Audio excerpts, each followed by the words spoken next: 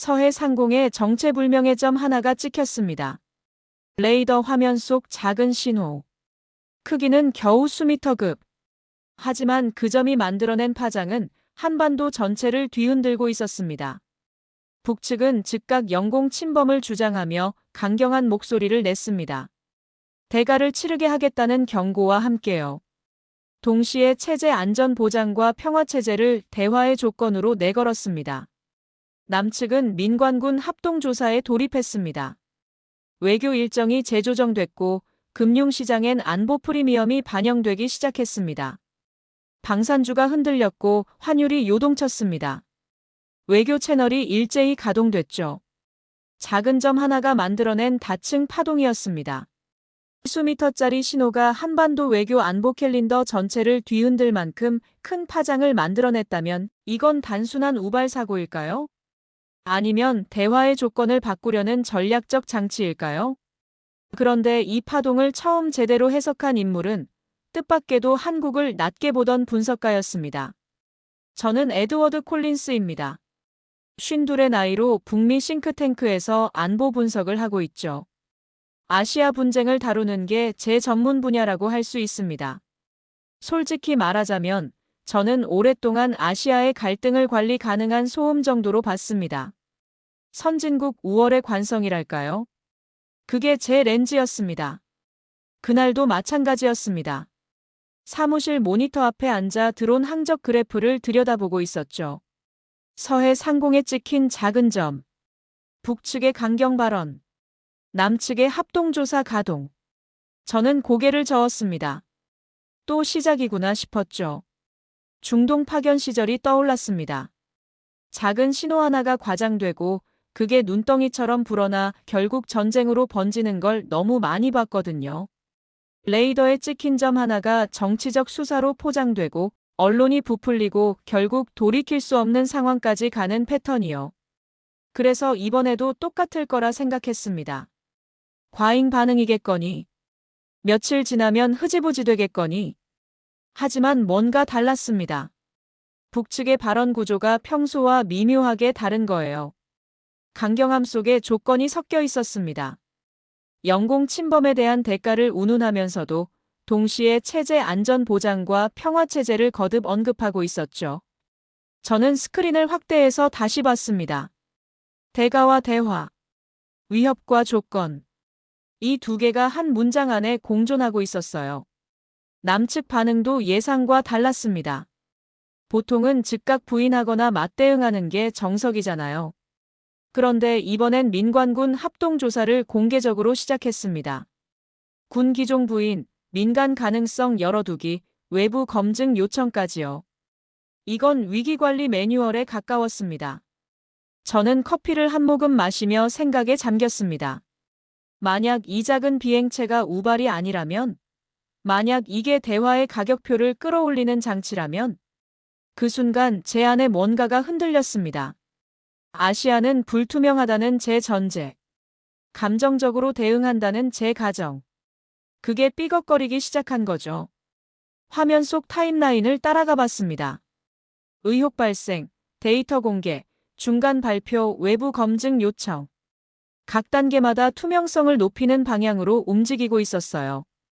이건 감정적 대응이 아니었습니다. 계산된 절차였죠. 저는 마우스를 멈추고 화면을 응시했습니다.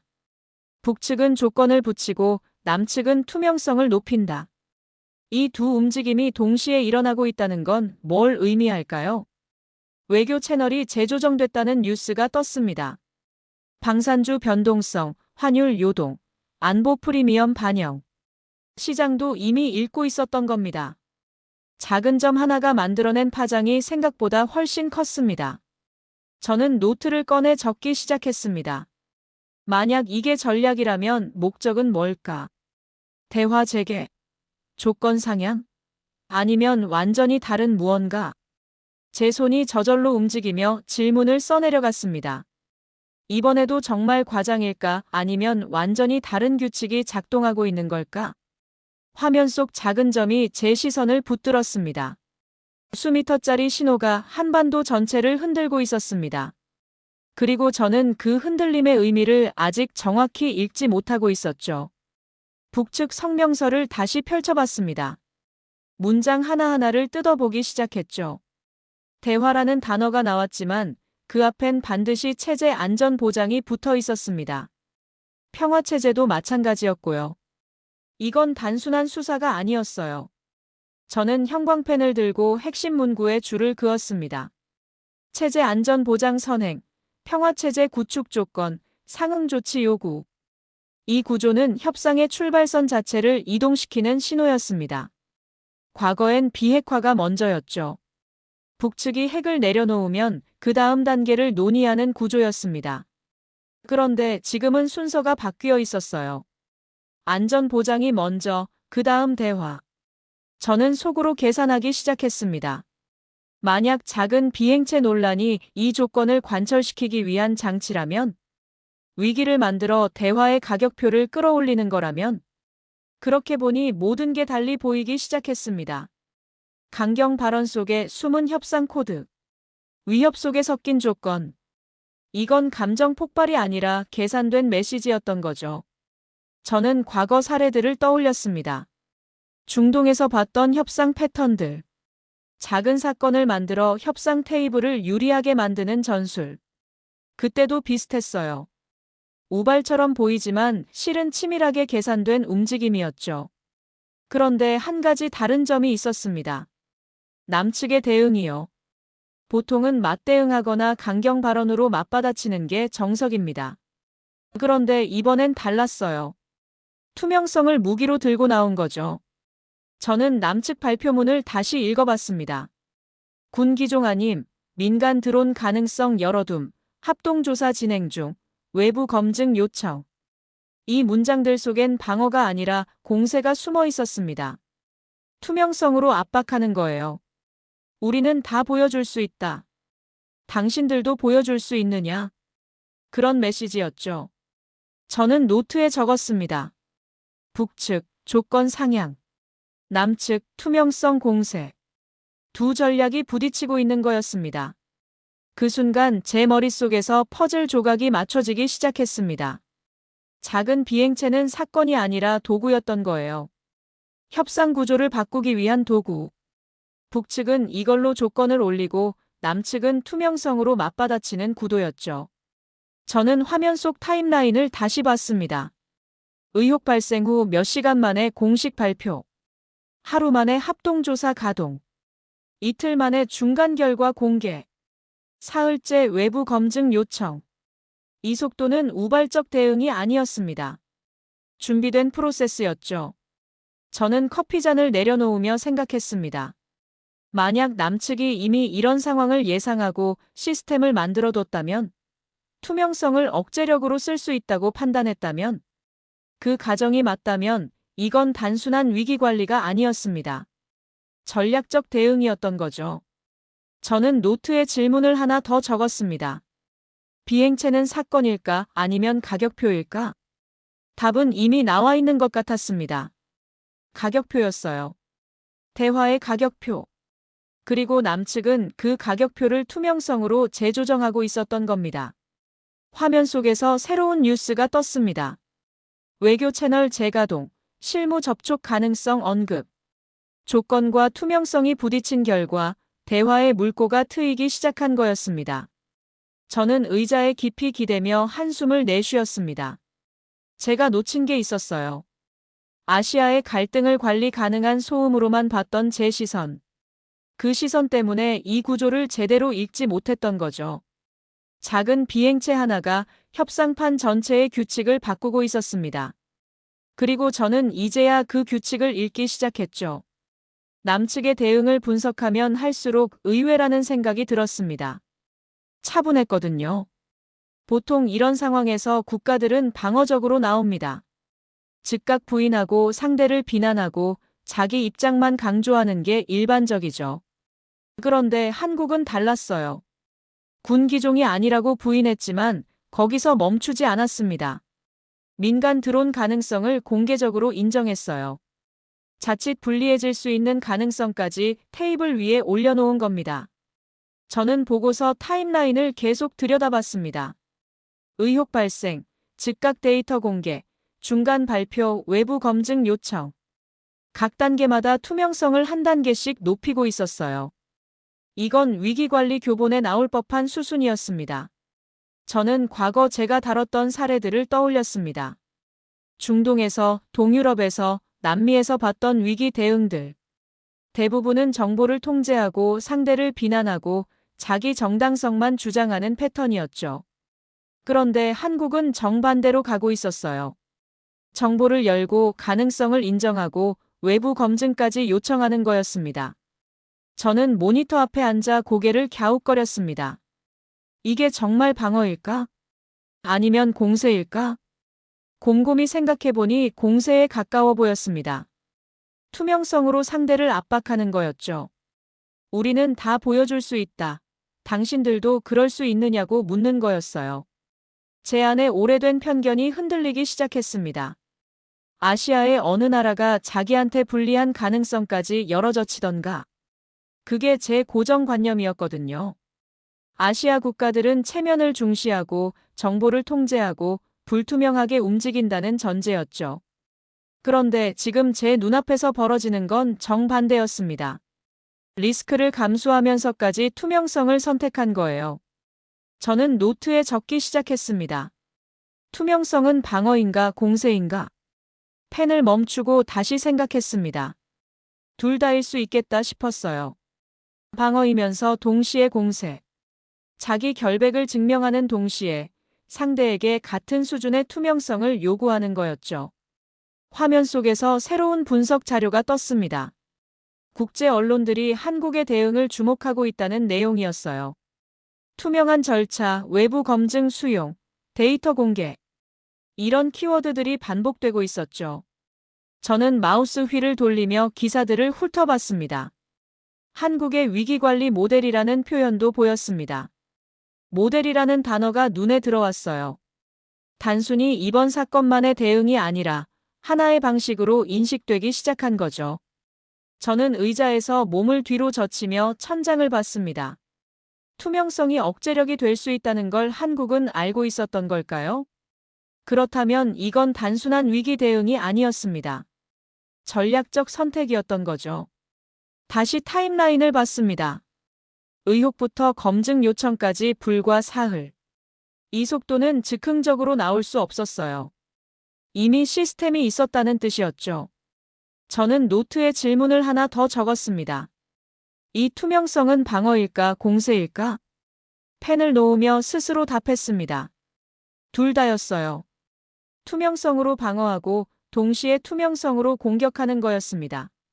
그 순간 제 머릿속에서 뭔가가 바뀌기 시작했습니다. 선진국 우월이라는 제 렌즈. 아시아는 불투명하다는 제 전제. 그게 금이 가기 시작한 거죠. 화면 속 작은 점이 여전히 깜빡이고 있었습니다. 수미터짜리 신호가 만들어낸 파장 속에서 저는 제 편견이 깨지는 소리를 듣고 있었습니다. 보고서를 정리하던 중 한 이름이 눈에 들어왔습니다. 김서연. 민간 드론 포렌식 및 안전 책임자라고 적혀 있었어요. 저는 그 이름 옆에 형광펜을 그으며 자료를 더 찾아봤습니다. 몇 년 전 대형 물류 드론 사고를 처리한 경험이 있다고 나왔죠. 그때도 데이터 공개로 사태를 수습했다는 기록이 있었어요. 흥미로웠습니다. 같은 사람이 같은 방식을 쓰고 있다는 건 그게 단순한 선택이 아니라 철학이라는 뜻이었거든요. 저는 당시 사고 보고서를 찾아 읽기 시작했습니다. 물류 드론이 주거 지역에 추락했던 사건이었어요. 원인 불명, 여론 악화, 규제 압박. 최악의 상황이었죠. 그런데 김서연의 대응은 의외였습니다. 모든 비행 데이터를 공개했어요. 기체 결함 가능성, 운영 실수 가능성, 시스템 오류 가능성. 불리한 것까지 전부 테이블 위에 올렸죠. 그리고 외부 전문가를 불러 검증하게 했습니다. 결과는 시스템 오류였어요. 회사의 불리한 결론이었죠. 하지만 여론은 오히려 긍정적으로 돌아섰습니다. 투명하게 인정하고 개선책을 내놓았다는 평가를 받은 거예요. 저는 보고서를 덮으며 생각에 잠겼습니다. 불확실할수록 공개가 억제력이 된다. 그게 김서연의 원칙이었던 것 같았어요. 보통은 반대로 생각하잖아요. 불확실할수록 숨기고 통제하고 방어적으로 나가는 게 일반적이죠. 그런데 김서연은 정반대로 움직였던 겁니다. 불확실할수록 더 많이 공개하는 거였어요. 저는 노트를 꺼내 적었습니다. 공개가 억제라면 누가 먼저 불리해질까? 답은 명확했습니다. 감출 게 많은 쪽이 불리해지는 거죠. 그 순간 안보와 투명성의 연결고리가 보이기 시작했습니다. 안보는 보통 비밀과 연결됩니다. 정보를 통제하고 상대를 속이고 카드를 숨기는 게 안보의 기본이라고 생각하죠. 그런데 김서연의 방식은 달랐어요. 투명성 자체를 안보 자산으로 쓰는 거였습니다. 우리는 보여줄 수 있다. 당신들은 보여줄 수 있느냐? 그 질문 자체가 압박이 되는 구조였죠. 저는 화면 속 타임라인을 다시 봤습니다. 의혹 발생, 데이터 공개, 중간 발표, 외부 검증 요청. 이 수순이 김서연의 철학과 정확히 일치했어요. 불확실할수록 공개한다. 그게 억제력이다. 저는 과거 제가 다뤘던 사례들과 비교해 봤습니다. 중동에서 본 위기 대응들.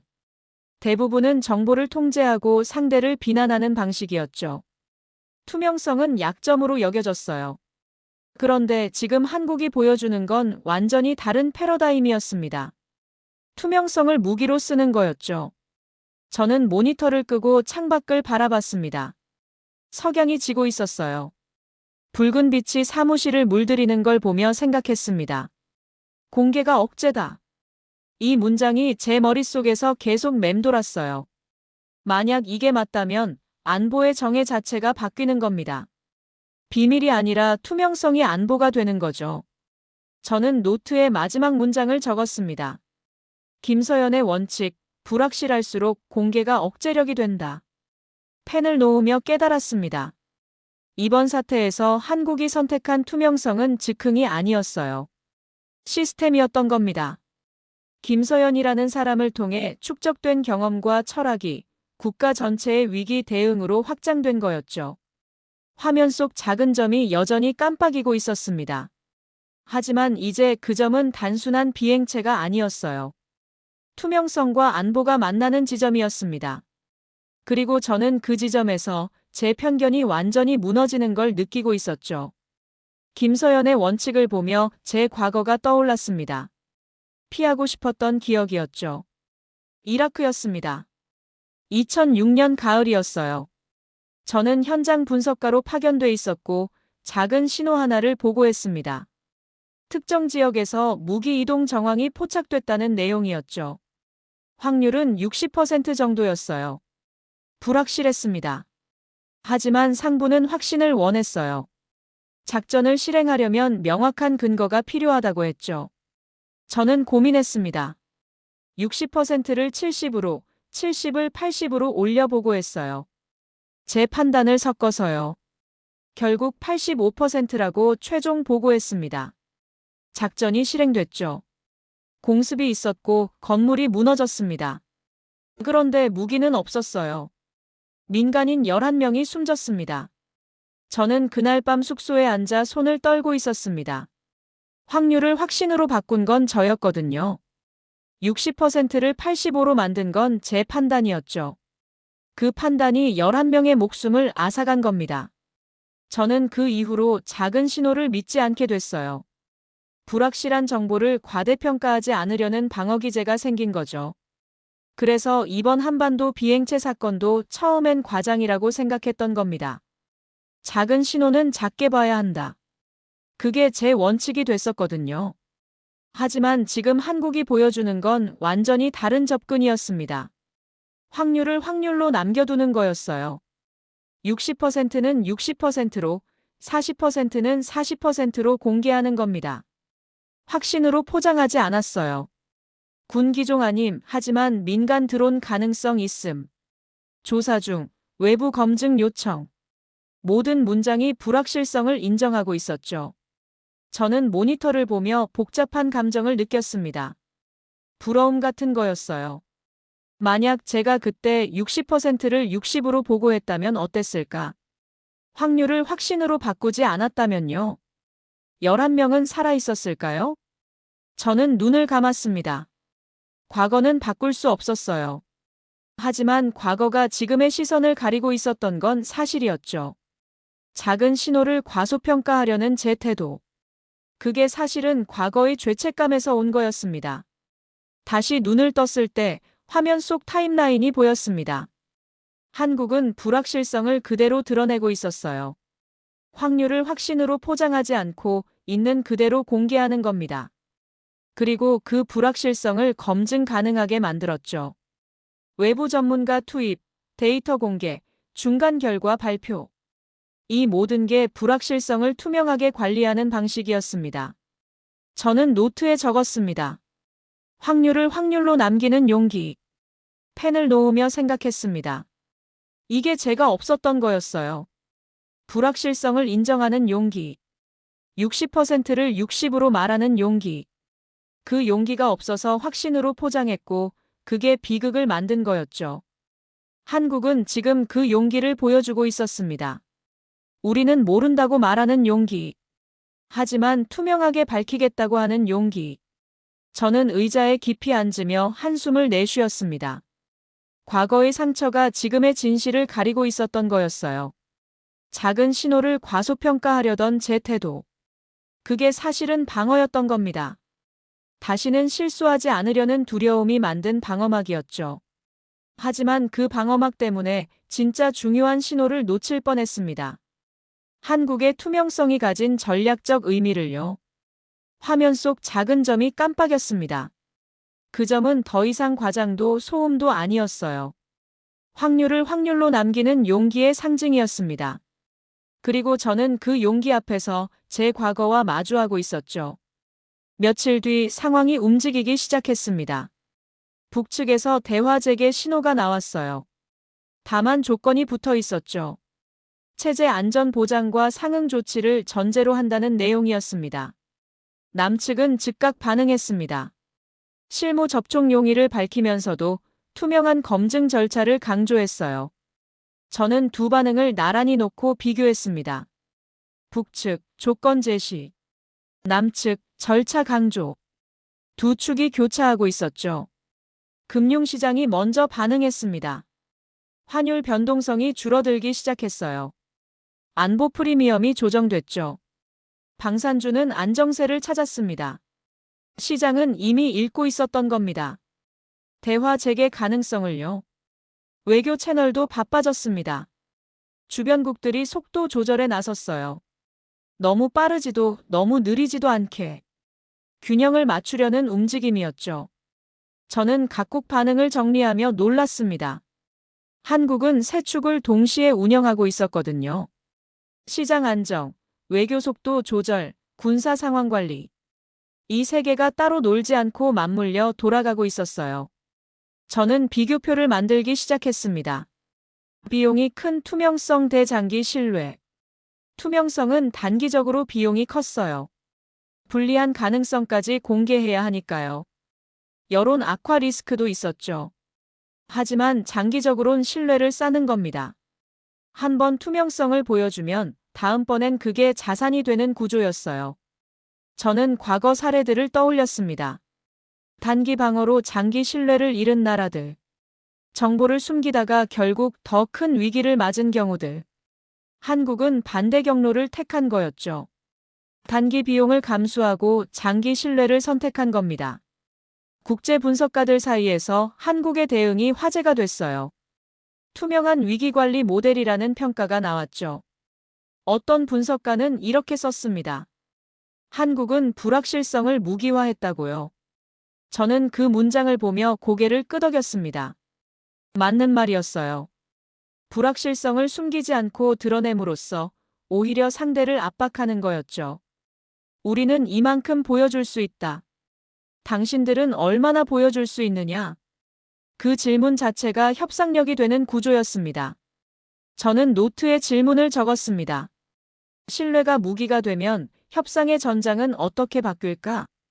답은 점점 명확해지고 있었어요. 협상은 힘의 대결에서 신뢰의 경쟁으로 바뀌는 겁니다. 누가 더 투명한가? 누가 더 검증 가능한가? 누가 더 일관성 있는가? 그게 새로운 협상력이 되는 거였죠. 화면 속에서 새로운 뉴스가 떴습니다. 실무 접촉 일정 조율 중이라는 내용이었어요. 조건과 절차가 맞물리기 시작한 겁니다. 북측의 조건 제시, 남측의 투명성 강조. 이 두 개가 협상 테이블 위에서 균형을 찾아가고 있었죠. 저는 타임라인을 다시 봤습니다. 작은 비행체 출현부터 대화 재개 신호까지 불과 일주일. 이 짧은 시간 동안 한국은 위기를 기회로 바꿨어요. 투명성으로 신뢰를 쌓고 그 신뢰로 협상 테이블을 만든 겁니다. 저는 의자에서 일어나 창밖을 바라봤습니다. 도심의 불빛이 반짝이고 있었어요. 문득 깨달았습니다. 이 파동은 단순한 외교 사건이 아니었어요. 새로운 협상 모델의 탄생이었던 겁니다. 투명성을 무기로 신뢰를 협상력으로 쓰는 모델. 한국이 그걸 보여주고 있었죠. 저는 노트 마지막 장에 적었습니다. 관리된 위기의 힘. 펜을 놓으며 생각했습니다. 다음번 위기가 왔을 때 세계는 누구의 모델을 참조할까요? 답은 이미 나와 있는 것 같았습니다. 초반에 봤던 조각들이 맞춰지기 시작했습니다. 타임라인, 공개 절차, 외부 검증. 이 세 개가 하나의 시스템으로 작동하고 있었던 거예요. 저는 처음부터 다시 정리했습니다. 의혹 발생 후 즉각 데이터 공개. 이게 첫 번째 수순이었죠. 그 다음 중간 발표로 진행 상황 투명화. 두 번째 수순이었어요. 마지막으로 외부 검증 요청. 세 번째 수순까지 완성됐습니다. 이 세 단계가 맞물리면서 신뢰 구조를 만든 거였어요. 국제 분석가들 사이에서 한국의 프로세스가 회자되기 시작했습니다. 어떤 싱크탱크는 한국 모델이라고 이름 붙였어요. 투명성 기반 위기관리 프로세스라고요. 저는 그들의 보고서를 하나씩 읽어봤습니다. 공통점이 있었어요. 한국의 접근을 참조 모델로 삼겠다는 내용이었죠. 유럽의 한 안보 연구소는 이렇게 썼습니다. 불확실성을 인정하는 용기가 장기 신뢰를 만든다고요. 아시아 분석가는 다르게 표현했습니다. 투명성이 새로운 억제력이라고요. 저는 이 문장들을 보며 감회가 새로웠습니다. 불과 일주일 전만 해도 저는 이 사건을 과장으로 봤었거든요. 작은 신호가 정치적으로 부풀려진 거라고 생각했죠. 하지만 지금은 달랐습니다. 이건 과장이 아니라 전략이었어요. 투명성을 무기로 삼은 전략이었던 겁니다. 저는 보고서 제목을 바꾸기 시작했습니다. 처음 쓰려던 제목은 우발적 위기와 과잉 반응이었어요. 하지만 지금은 관리된 위기와 전략적 투명성으로 바꿨습니다. 제목이 바뀌니 내용도 완전히 달라졌죠. 김서연의 문장이 떠올랐습니다. 공개는 억제다. 그 문장이 현실이 되고 있었어요. 한국은 공개로 방어했고, 공개로 공격했고, 공개로 신뢰를 쌓았습니다. 그리고 그 신뢰가 협상 테이블을 만들어낸 거였죠. 저는 노트를 펼치고 질문을 적었습니다. 관리된 위기는 다음 도발의 비용을 얼마나 올릴까? 이게 핵심이었어요. 한 번 투명성을 보여주면 다음번엔 상대도 같은 수준을 요구받게 됩니다. 불투명한 대응은 의심을 사게 되죠. 그러면 도발의 효과가 떨어지는 겁니다. 투명성이 도발 비용을 올리는 구조였어요. 저는 과거 사례와 비교해 봤습니다. 정보를 통제하던 나라들은 다음번에도 통제를 택했어요. 그게 악순환이 됐죠. 하지만 투명성을 택한 나라는 선순환에 들어갔습니다. 한 번 공개하면 다음번엔 더 쉬워지는 구조였거든요. 한국이 지금 그 선순환을 만들고 있었습니다. 화면 속에서 새로운 분석이 떴습니다. 한국의 프로세스를 벤치마킹하려는 움직임이 포착됐다는 내용이었어요. 동남아 한 국가가 유사 시스템 도입을 검토 중이라고 했죠. 저는 마우스를 멈추고 화면을 응시했습니다. 벤치마킹이라는 단어가 눈에 들어왔어요. 한국의 대응이 단순한 사례가 아니라 모델이 되고 있었던 겁니다. 참조할 수 있는 시스템으로 인식되기 시작한 거죠. 저는 의자에 기대며 생각했습니다. 작은 비행체 하나가 이렇게 큰 변화를 만들어낼 줄 누가 알았을까요? 수미터짜리 신호가 국제안보 담론을 바꾸고 있었습니다. 투명성과 신뢰라는 새로운 좌표를 만들어낸 거였죠. 저는 노트 마지막 페이지에 적었습니다.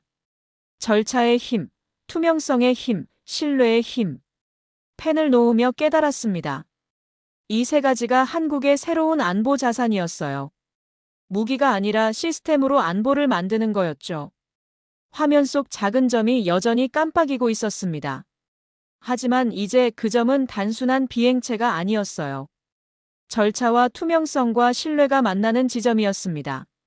그리고 그 지점에서 새로운 안보 패러다임이 탄생하고 있었죠. 최종 보고서를 쓰기 시작했습니다.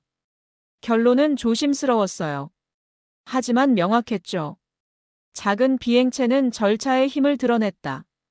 저는 이 문장을 키보드로 치며 깊게 숨을 들이쉬었습니다. 일주일 전만 해도 상상하지 못했던 결론이었거든요. 처음엔 과장이라고 봤어요. 작은 신호를 정치적으로 부풀린 소음이라고 생각했죠. 하지만 지금은 달랐습니다. 이건 소음이 아니라 신호였어요. 절차와 투명성과 신뢰라는 새로운 안보 모델의 신호였던 겁니다. 저는 보고서에 제 편견을 솔직하게 적었습니다. 선진국 우월 가설. 아시아는 불투명하다는 전제. 이게 제 출발점이었다고요. 그리고 그 가설이 어떻게 무너졌는지도 썼습니다. 한국의 투명성이 제 전제를 뒤집었다고요. 타이핑을 멈추고 창밖을 바라봤습니다. 해가 지고 있었어요. 붉은 노을이 하늘을 물들이고 있었죠. 문득 김서연의 말이 떠올랐습니다. 불확실할수록 공개가 억제력이 된다. 이 문장이 제 머릿속에서 계속 맴돌았어요. 과거 이라크에서 저는 정반대로 했었거든요. 불확실할수록 숨기고 확신으로 포장하고 결과는 비극이었죠. 하지만 한국은 불확실성을 그대로 드러냈습니다. 확률을 확률로 남기고 검증을 열고 투명성을 택한 거예요. 그리고 그게 신뢰를 만들었죠. 저는 다시 타이핑을 시작했습니다. 한 점의 신호가 남긴 것은 위기가 아니라 좌표였다고요. 절차, 투명성, 신뢰라는 좌표. 그 좌표 위에서 한국의 안보 역량은 더 선명해졌다고 썼습니다. 보고서를 마무리하며 마지막 질문을 적었습니다. 다음에 하늘에 점이 찍히면 세계는 누구의 절차를 먼저 들여다볼까? 이 질문에 대한 대답은 명확했어요. 한국의 절차였습니다. 투명성 기반 위기관리 프로세스. 이게 새로운 참조점이 될 거라고 확신했죠. 저는 보고서를 저장하고 의자에서 일어났습니다. 사무실을 나와 복도를 걸으며 생각했습니다. 일주일 동안 제게 무슨 일이 일어났을까요? 편견이 깨졌어요. 선입견이 무너졌죠. 그리고 새로운 시선을 갖게 됐습니다. 아시아를 관리 가능한 소음으로 보던 시선. 그게 바뀐 겁니다. 이제는 전략적 파트너로 보게 됐어요. 특히 한국이요. 엘리베이터를 타고 내려가며 핸드폰을 꺼냈습니다. 동료에게 메시지를 보냈어요. 한국 위기관리 모델, 주목할 필요 있음. 다음 세미나 주제로 제안. 답장이 금방 왔습니다. 동의. 이미 여러 곳에서 관심 보이는 중. 저는 핸드폰을 주머니에 넣으며 밖으로 나왔습니다. 저녁 공기가 차가웠어요. 깊게 숨을 들이쉬며 하늘을 올려다봤습니다. 별이 보이기 시작했죠. 그 별들 사이 어딘가에 작은 비행체가 있었을지도 모릅니다. 하지만 중요한 건 비행체 자체가 아니었어요. 그게 드러낸 시스템이었죠. 절차의 힘, 투명성의 힘, 신뢰의 힘. 한국이 그걸 보여줬고 저는 그걸 배웠습니다. 집으로 걸어가며 마지막으로 생각했습니다. 다음번 위기가 왔을 때 저는 어떤 질문을 먼저 던질까요? 과장인가 아닌가가 아니었어요. 절차가 작동하는가, 투명성이 있는가, 신뢰를 쌓고 있는가. 이게 새로운 질문이 될 거였습니다. 그리고 그 질문의 기준은 한국이 만들어놨죠. 작은 점 하나가 만든 변화였습니다. 수미터짜리 신호가 국제안보담론의 좌표를 바꿔놓은 거예요. 저는 집 앞에 도착해 문을 열며 미소 지었습니다. 편견이 깨지는 건 고통스러웠어요. 하지만 그 자리에 새로운 시선이 생겼습니다. 더 정확하고 더 공정하고 더 현실적인 시선이요. 그리고 그 시선으로 본 한국은 제가 상상했던 것보다 훨씬 전략적이고 성숙한 나라였습니다. 작은 비행체가 가르쳐준 교훈이었죠. 절차가 힘이고 투명성이 무기고 신뢰가 안보라는 교훈. 저는 그걸 평생 잊지 않을 겁니다. 이제까지 감동의 대륙이었습니다. 구독과 좋아요 눌러주시면 큰 힘이 됩니다.